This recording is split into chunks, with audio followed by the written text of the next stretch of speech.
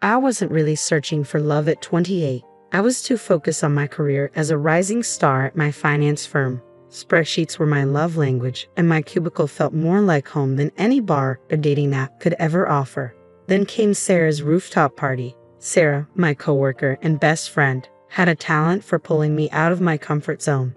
This time, the crowd was a mix of artists, musicians, and a few familiar faces from the office. That's when I spotted him. He was engaged in a playful debate with another guy about the best way to restore a brick building. Tall and lean, with kind eyes and tousled dark brown hair, he wore a weathered leather jacket over a faded band t-shirt. Definitely the opposite of my usual buttoned-up crowd. Yet something about him intrigued me. "So, you think slapping a fresh coat of paint on history is a good idea?" he asked, a playful smile on his lips. The other guy, a stocky dude with a shaved head, rolled his eyes. "Hey, it preserves the structure, right?" "Yeah, but it erases the character," he countered. "The cracks and the wear, that's what tells the story." I found myself inching closer, drawn to their easy banter.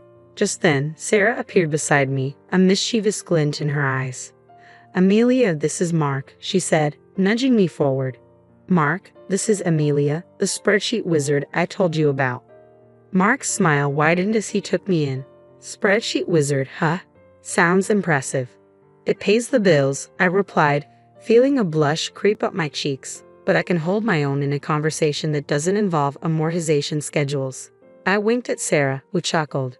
"Challenge accepted," Mark said, his voice warm and inviting.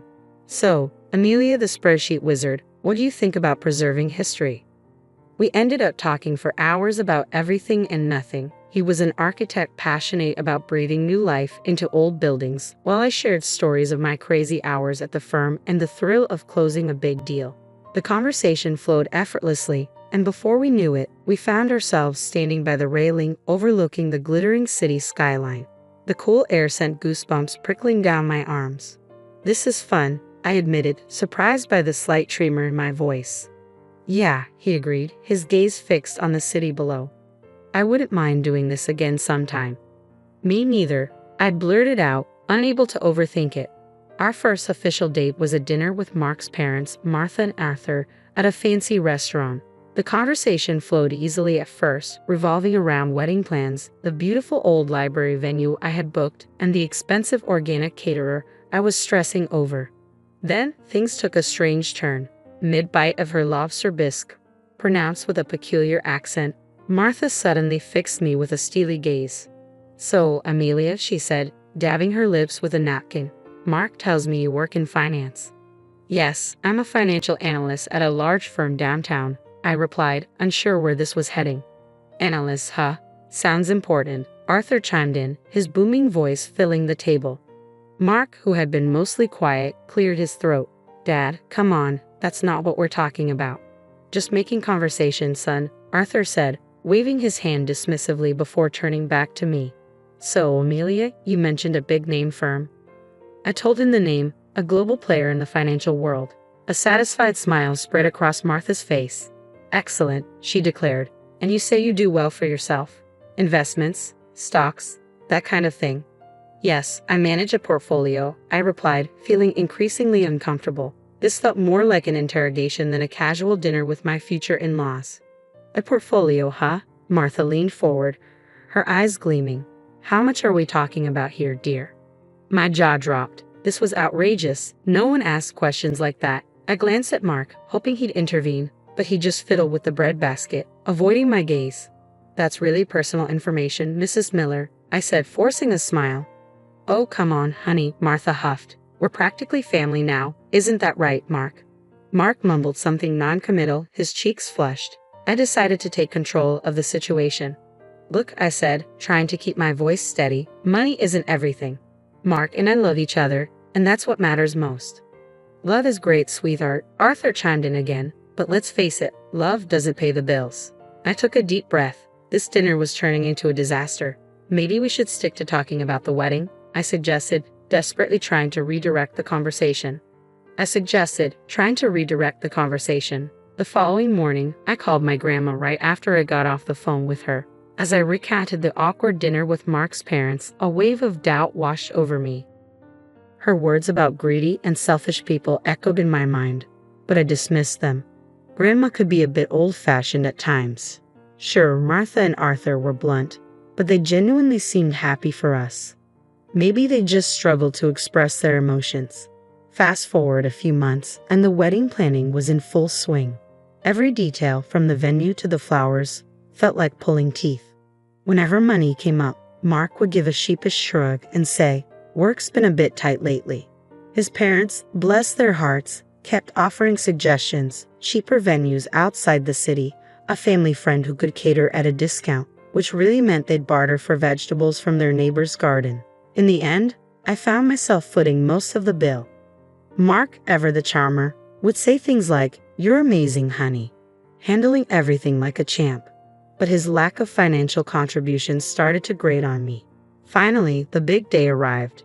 It was beautiful. The weather cooperated, the food was delicious, and most importantly, Mark and I said, "I do." The only sour note was Grandma. After the ceremony, she pulled me aside, her wrinkled face etched with concern. "Amelia, honey," she said, her voice low, "be careful with those in-laws of yours. They don't have your best interests at heart." I rolled my eyes. Here we go again. "Grandma, they're just excited. They love Mark. They love me. Everything's fine." The honeymoon phase barely lasted a week before the first major in-law incident occurred. It was a lazy Sunday morning, and Mark and I were still luxuriating in bed when a loud thump from downstairs shattered the peaceful silence. We exchanged confused glances, and Mark mumbled, "Probably the mail." But that thump was soon followed by a cacophony of rustling paper and muffled exclamations. Throwing on our robes, we hurried downstairs, only to find a scene that looked straight out of a horror movie. Well, a horror movie filled with floral wrapping paper and gaudy gift bags. Martha and Arthur were sprawled on the living room floor, surrounded by our wedding presents like vultures picking over a carcass. They were tearing into boxes, oohing and ahhing over some items while dismissively tossing others aside. "What in the world is going on here?" I demanded, disbelief lacing my voice. Martha, mid-unwrapping, looked up and flashed a megawatt smile. "Amelia, darling, just admiring your lovely wedding gifts." "Admiring?" I sputtered. "It looks more like you're ransacking the place." Arthur held up a crystal vase, squinting at it. "Relax, sweetheart. Just sorting things out. Can't have all this clutter lying around, can we?" "Clutter?" I exclaimed, incredulous. These were gifts chosen with love by our friends and family. Before I could voice my outrage, Mark interjected, "Maybe they should just leave the presents unopened, right?" His tone was mild, but the message was clear. I chimed in. Rael wasn't completely oblivious. Martha scoffed. "Don't be silly, honey. It's rude not to open presents. Besides," she added, her eyes gleaming, "we might find something truly special in here." Special for them, I thought bitterly, watching in growing frustration as they picked through our wedding gifts, setting aside anything that caught their fancy. A silver picture frame, a set of engraved wine glasses, a fancy cheese board. Finally, I couldn't take it anymore. "These are our wedding gifts," I said, my voice firm. "Not yours to take." "Look, honey," Martha replied, her tone dripping with fake sweetness. "We just saw some things that would look lovely in our new house. You know, the one we're decorating." They were redecorating with our wedding gifts. The anger bubbled up inside me, threatening to spill over. "What about the gift you got us?" I asked, my voice tight. Martha paused, her hand hovering over a box wrapped in fancy floral paper. She rummaged through the pile and finally pulled out a small, oddly shaped package. With a flourish, she handed it to me. I unwrapped it slowly, my heart sinking with each layer of tissue paper. Inside was a cheap glass statuette, the kind you find at a discount store, adorned with garish plastic flowers. My stomach churned. This was their idea of a wedding gift. Maybe Grandma was right. Maybe I had married into a nightmare. The wedding gift incident was just the tip of the iceberg. Martha's shopping sprees became a regular occurrence. She'd call, all chipper, asking me to join her for a girls' day out. But it was really just code for me being her unpaid personal shopper. We'd browse stores, and inevitably, Martha would find something she absolutely had to have. At checkout, she'd do this weird shuffle with her purchases and mine, muttering about forgetting her wallet and how inconvenient it was to have separate bags. By the time the cashier figured it all out, I'd be stuck paying for both our stuff. Arthur wasn't much better. Weekends were his prime visiting time. He'd waltz in unannounced, plop himself down on the couch, and proceed to spend the entire day glued to the TV, inhaling whatever snacks I had on hand. When I finally mustered the courage to ask him why he spent so much time at our place, he looked at me with a straight face and said, "Saves money on groceries and electricity, doesn't it?" The audacity of the man. Did he think we were running a charity? Mark, ever the peacekeeper, just rolled his eyes and muttered something about Dad needing some company. But the birthday dinner was the final straw. I decided to treat myself to a nice night out at a fancy restaurant to celebrate another year older and hopefully wiser. Naturally, I invited Martha and Arthur. A big mistake. The menu was a bewildering array of French names and unfamiliar ingredients, but undeterred, Martha and Arthur ordered the most expensive dishes, pronouncing them with a confidence that masked their complete lack of knowledge. Halfway through the meal, Martha pushed her plate away, declaring that the escargot was too slimy. Arthur, meanwhile, choked on a mouthful of bouillabaisse, spraying saffron broth across the table.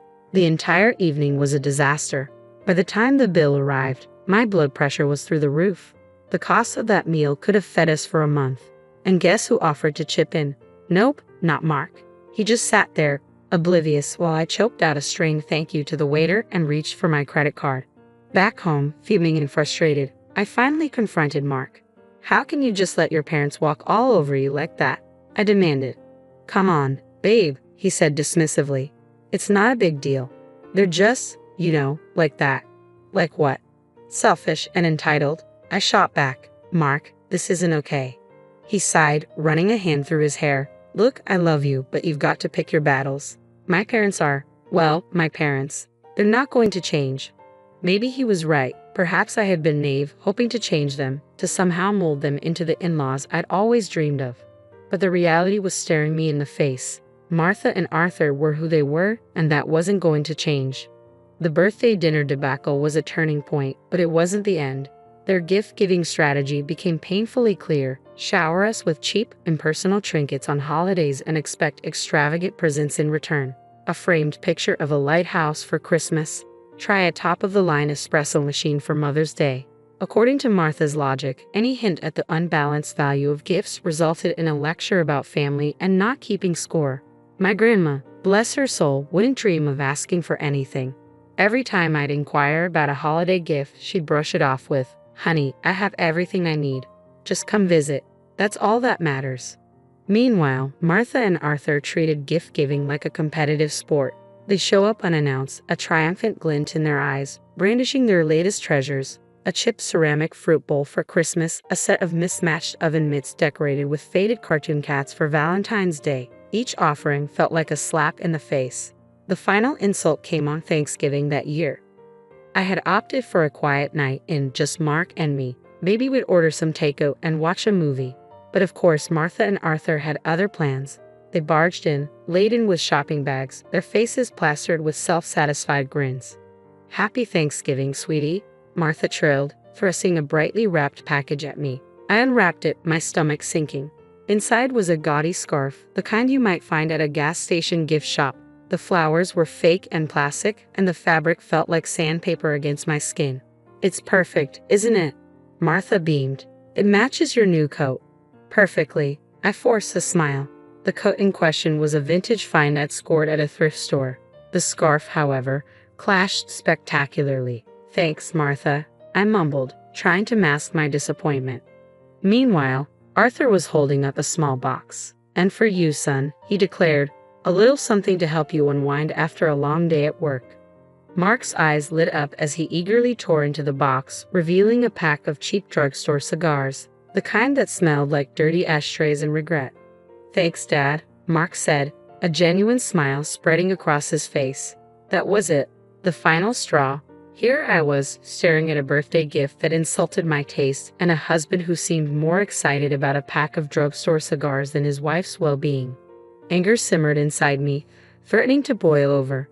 But instead of exploding, I did something completely unexpected. I took a deep breath, forced a smile, and thanked them for the lovely gifts. A glimmer of hope arrived with my work performance. I landed a coveted quarterly award and a hefty bonus that practically screamed, "Celebrate." Venice, with its romantic canals and rich history, had always been a dream destination. Knowing I spoke fluent Italian sealed the deal. This trip would be a chance to reconnect with Mark and escape the suffocating grip of his parents for a while. Except news travels fast, especially bad news to eager ears. Upon learning of our travel plans, Martha and Arthur descended like hungry vultures. "Venice, huh?" Martha said, her eyes gleaming with a disturbing avarice. "Sounds delightful. Always wanted to see those gondolas up close." "Actually," I interjected, trying to be polite, "this trip is just for Mark and me. A little romantic getaway." Arthur scoffed. "Come on, Amelia, don't be selfish. We've never been to Europe, let alone Venice. Think of the pictures." Pictures. This wasn't about a photo op with gondolas. It was about escaping their smothering presence. "I'm sorry, but," I said, my voice firm, "this is a trip for two." My polite refusal triggered a meltdown of epic proportions. They called me selfish and greedy, accusing me of trying to alienate Mark from his family. The worst part, Mark, ever the peacekeeper, didn't stand up for me. Instead, he mumbled something about maybe they could come along and that it wouldn't be that bad. That's when I realized this wasn't just about a trip anymore. This was about boundaries, respect, and whether our marriage could survive his parents' constant intrusion. I looked at Mark, my voice laced with ice. "Absolutely not. This is our trip, and they are not invited." The fight that followed was brutal. Harsh words were exchanged, and accusations flew like daggers. By the end, a heavy silence settled between us. We retreated to opposite ends of the apartment, a cold war brewing in our once happy home.